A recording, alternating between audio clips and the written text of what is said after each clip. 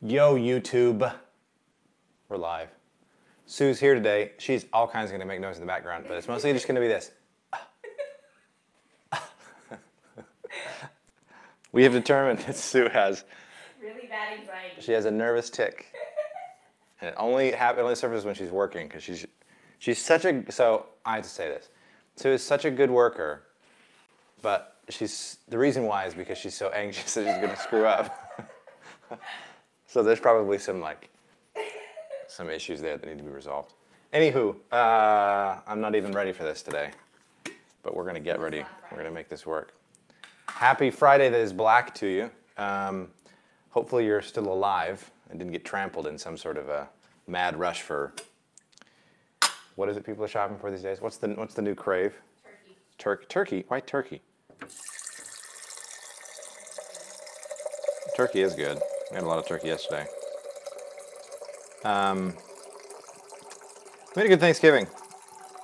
Very, very interesting to slow everything down. We just made food here. It was fun. Turn that on. There it is. So, being that today is Black Friday, I'm just going to tell, there's some funny stories that I know I've been putting off. I'm just going to tell the stories, and I think I'm going to try and forego the whole, lesson thing, because I'm more in a mood for just telling funny stories. So now there's a good chance that I can't help myself. So if I do happen to go into that mode, it's fine. You can just ignore me. Ignored.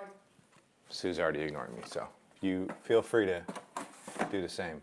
But when I came back to Infusionsoft the first time, so this is after I'd been in Ukraine for 2 years, after I've done all that stuff, after all the crazy stories that had happened there, came back and got a job back at Infusionsoft, and this is actually fun. I had to interview for this one. That was a fun experience. Now I am pretty sure, and Scott Morrison, if you're around, if you want to confirm or deny this, Scott was the support manager at the time at Infusionsoft. We had just moved to the Obispo office. This is where the football field and sort of the culture of the company started to really sink in. Was when they moved over to the Obispo office. At least that's what I think. So that was my interpretation. But yeah, I had to interview for it, and I'm pretty sure that the interview was mostly a formality, but had to go through it anyway. But I had not Scott. Scott was great, but there was Scott's boss at the time. I forget her name. Some of you, I'm sure, know who I'm talking about that were around back then. But she was in charge of, I don't remember what they called the department back then, but essentially customer satisfaction.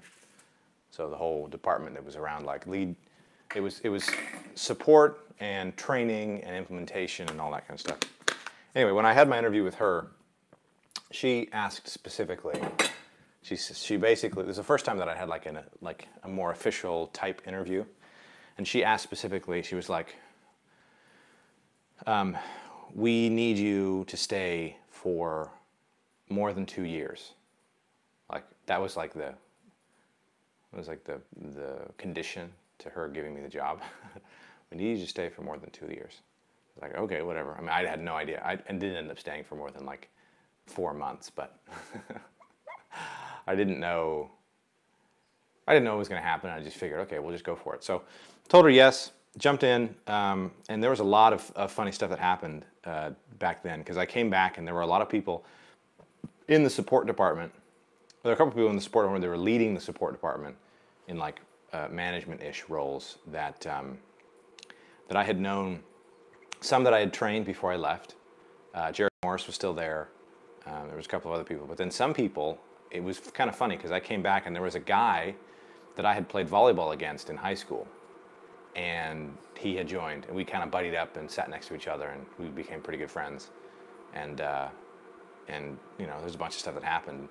I remember back then, before standing desks were a thing, before that was the crave and the crave, before that was the craze. I've been hanging out with her for too long. Before standing desks were a thing, I remember I took my, I had the, it's kind of weird because the support office was kind of back in a back corner. That's kind of how we felt at the company too, but it was back in the corner, and when you walk in and there was like a door, and then all the cubicles kind of went around the outside, and there was, okay, well that just happened. That's what happens when you get so expressive with your hands. All right, well, I'm gonna have to clean that coffee up later. Oh, geez. It's fine, I got it. Don't be stressed, you're gonna start coughing again. You're gonna make me talk to myself more. No, don't worry about it. So anywho, I'm gonna stand in front so I can do this. So door, you walk in like this, and then right here was my desk. I had the cubicle top thing. And so I got it in my head that I was like that I would act like, like the receptionist for support. And so I got a standing desk so that I would be up higher so that when anybody walked in, I would be closer to it. And I really, really liked having a standing desk. It just felt, it was, first of all, it was easier for me because I was still in the old mindset that I had had before. Remember I talked about in the early days at Infusionsoft, when I needed something from the development team, I would just walk, it was the next door, so I just walked there. And it was easier for me to leave my desk and go walk back to development to get, or find somebody who knew the answer to a question if I was already standing. Didn't have to stand up and go do it. So anyway, that was fun. I remember everybody in the support team, everybody everywhere was like, what is he, when I was doing it? Because I did it all myself. I just, like, the cubicle, you know how those things, cubicles are. It was just set up on those little hooks, so the walls go in here and then the desk goes around, they got little hooks. So I just pulled it out one morning. Of course, I was doing it during work hours, so they probably were wondering why I was doing that. But I was very convinced that this was going to be the new thing. And so set up the standing desk, and I really enjoyed it. And I think I also started a trend that Infusionsoft had to walk back a little bit later, because I then brought my personal laptop in, and I would set it up on I had a little like rolling file cabinet thing for all the files that I had back then. I didn't even know why.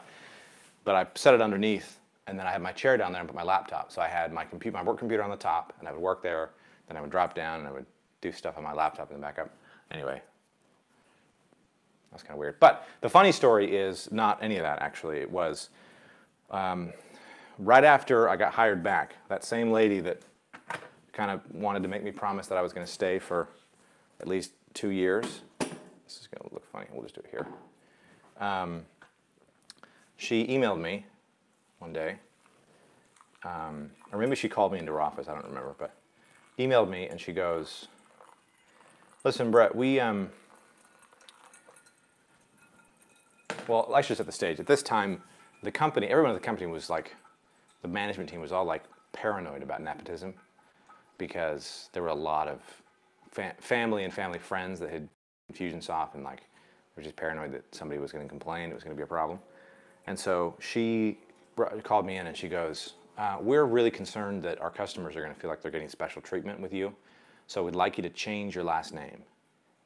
So instead of being Brett Martineau, we want you to just come up with another last name. That's what you'll use when you talk to customers. And at the time, I didn't realize how incredibly inappropriate that was. And I was just like, okay, that sounds funny. That sounds like a fun thing that we can do. And so I did. So this is how I was both introduced to the fact that you can't force people to change their names in a workplace environment, and also how I also got introduced to Rick James, because being the good Mormon boy that I was, I didn't know who Dave Chappelle was. I'd never watched his show. I didn't know anything about the Rick James sketch. And then, anyway, the point there is I changed my name, so to speak, to, instead of Brett Martineau, just to Brett James. And what ensued was just a constant stream of jokes from the development team and from just everyone. I'm Brett James! Just constantly. That's pretty much all it was for a while. And I didn't actually get the joke until maybe, I don't know, 7, 8 years later, when I actually went and watched the sketch. I was like, oh, now I get why that's funny.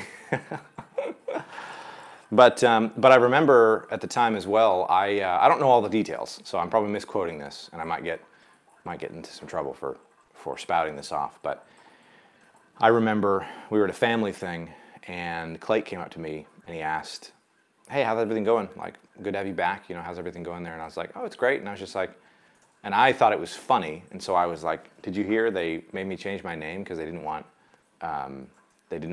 me to. They didn't want customers to feel like they're getting special treatment, even though I knew between you and me if they were talking to me, they were getting special treatment, right?" And he said he didn't think it was funny at all, and he said, "No, we're going to stop that right now." Like, anyway, she that particular executive didn't stay at the company for very much longer after that. And I didn't, at the time, I wasn't into like the drama of it, so I didn't really care, and I didn't pay attention, so I'm sure there was other things that she was, you know, under the gun for, and so I'm sure that was just one thing that happened, but it was just kind of funny that for a while there, if you called into Infusionsoft support and you got Brett James, it was me, it wasn't somebody else. So anyway, then what happened was I decided that I was going to go off to college and leave. You should have just vacuumed it. Oh, maybe I'll just vacuum the rest of it. Yeah, but now it's wet. Okay, well, I can't now then. Anyway, so I decided I was going to leave and go off to college, and went into, and this lady had left by that point, or she was on her way out, so it wasn't really an issue that nobody really cared that I was leaving. But I remember a couple of things that happened that I'd never experienced before. But it taught me an interesting. See, here I go. I can't not go into the lesson thing. But when I left the first time, there were people at Infusionsoft that had lined me up with Micah Mitchell. Some of you may know him, and I talked to him, and he said, you know, I'll take you on. I'll pay you more than you're getting paid in Infusionsoft, and we'll do all this fun stuff. He was the first one to kind of see the potential value in having an ex-Infusionsoft employee as a consultant, which I'm eternally grateful for, because that's what set me on the path that I am on now.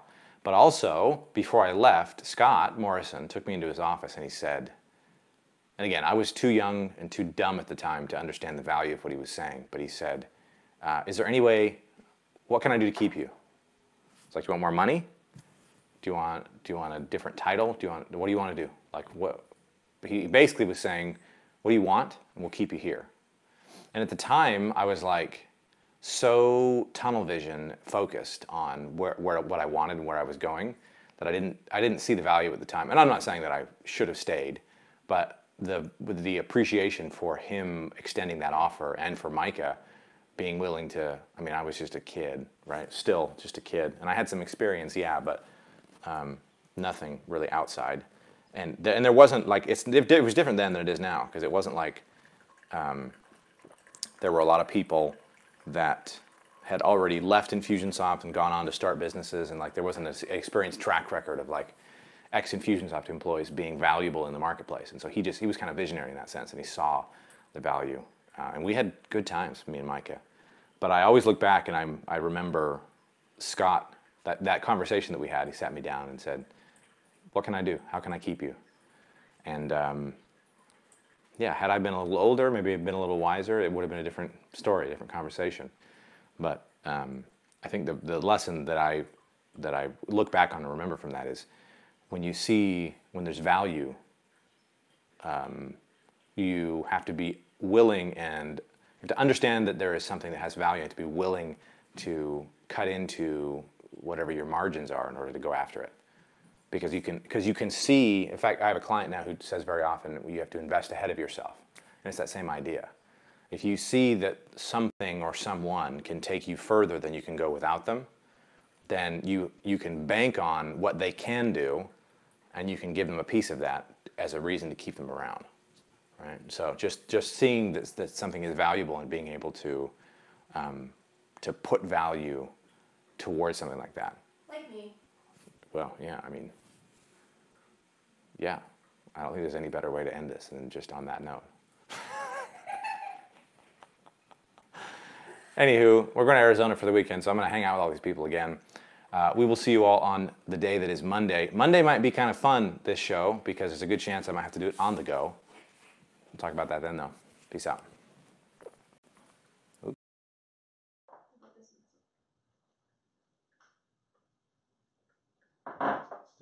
still going.